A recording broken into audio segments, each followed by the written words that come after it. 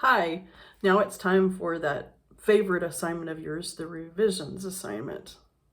On your complaint letter, you have several meticulous technical requirements, and we want to make sure that you get all of it right.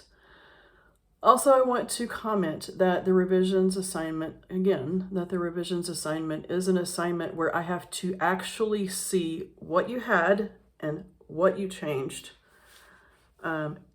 I don't need to be going back and forth to different files to try to find your rough draft and to compare it with your revisions. The revisions should be a standalone assignment for me to look at, okay?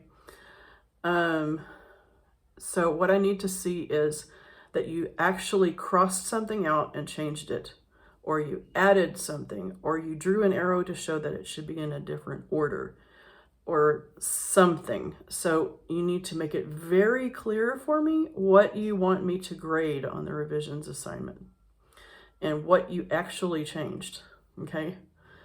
So for example, if you wrote is and it should be are, then if you cross out is and you put the word are, I can see that you made a change there. That the word is crossed out and the word are is added in place of it. And then if you are using it for one of these things, then you would have a little number 7 next to it. I'm going to go through all of the things on this board. I'm going to back out of the way so you can look at the board. And yeah, so here we go. All right, so there are 7 possible kinds of changes, which means they're 1 point each, which means that if you find all 7 of these kinds of changes, you will get 2 bonus points. So you cannot substitute anything, so you have to find at least 5 to get full credit. Ideas. This is actually a fairly easy thing to do. Just add something. Support your argument with another fact, maybe, or add details. Okay, when, where, who, how, what kind, etc. You can add details to your complaint letter that will make it more exact and more specific and easier for the person to understand. I added there, facts will improve your effectiveness. And I felt like maybe that would make my point clearer. And so I put a little number 1 next to it. So that's what I want you to do when you add something that you want me to count as an ideas change. Put a little number 1 next to it. It'd be helpful also if you would do it in a different kind of color or writing instrument or something. If you do it in digitally, which is not easy, you might do it in a different color or font or something. Speaking of that, I want to say that it's much easier to do this revisions assignment physically, either on a printout or in your notebook where you wrote your rough draft. And also it's much easier to do it if you left yourself room. If you do it digitally, I just know ahead of time that it will be harder to get a good grade on it because it's just more meticulous, more detailed, the way you have to do it to make it work. Okay. Number 2, organization format. Add a part you forgot.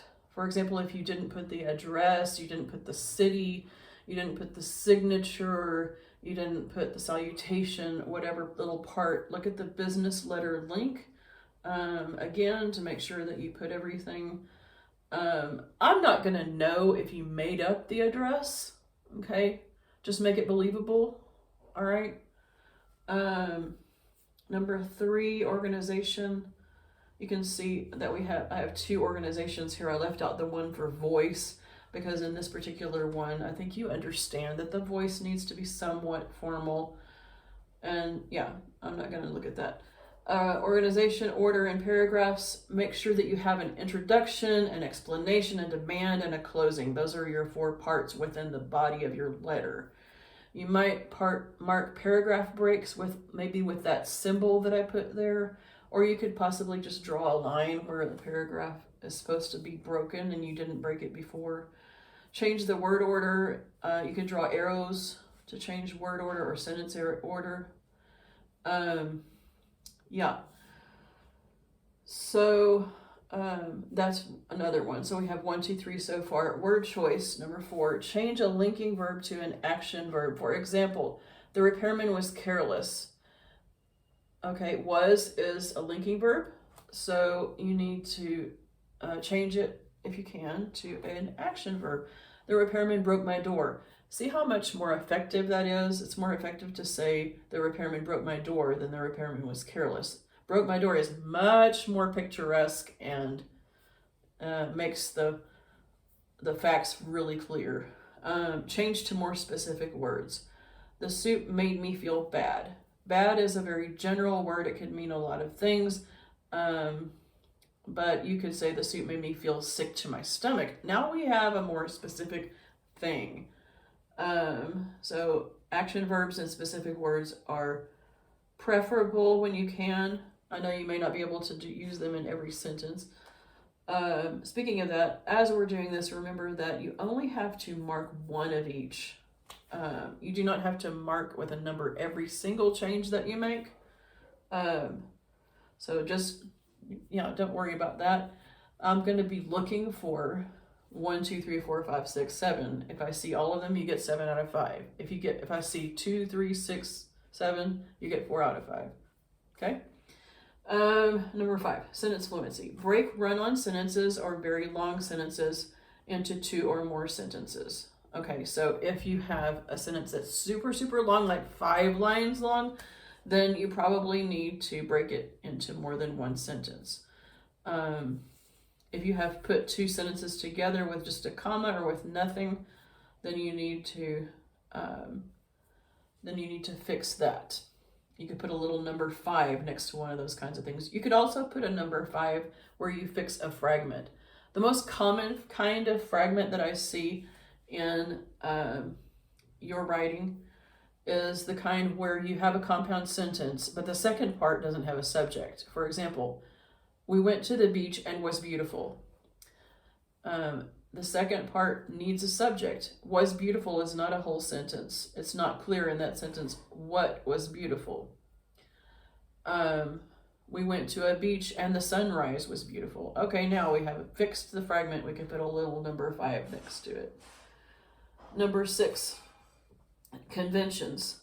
I have number 6 and number 7 here. Number 6, correct subject-verb agreement errors.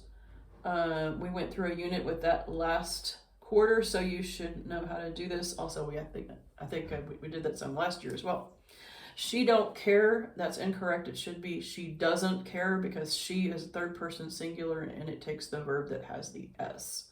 So if you correct something like that, you can put a number 6 next to that correction. And number 7 says conventions continued. That means all the other kinds of convention errors, such as punctuation, spelling, grammar, capitalization, etc. So then you can at least put a number 7 next to one of those things. Many times when I assign revisions, even though I gave you a video instructing you exactly how to do revisions, I get back a paper, if I'm lucky, with 3 or 4 corrections on it, all having to do with this bottom one. And that is worth 1 point. Actually, it's not even worth 1 point because they didn't put a number 7 next to it.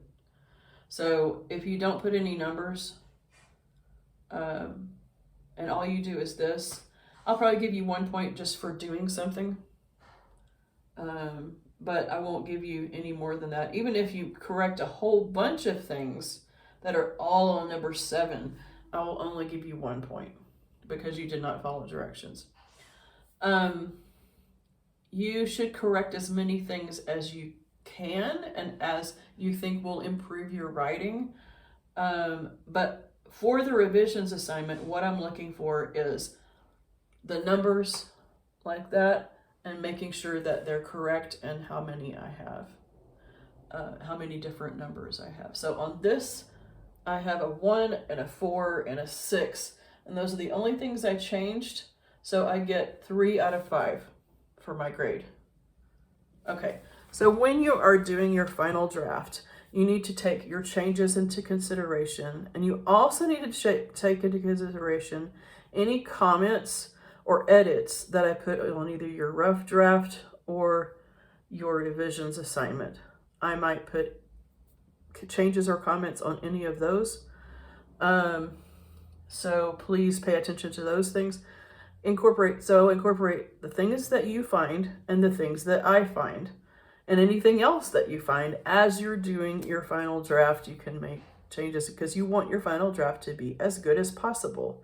And I am going to be grading your final draft on these things. Okay, so that's how it will be done. If it is perfect as far as conventions on the bottom go, but we have all kinds of other problems, then you're not going to get a good grade, because I'm looking for more than just the conventions, okay?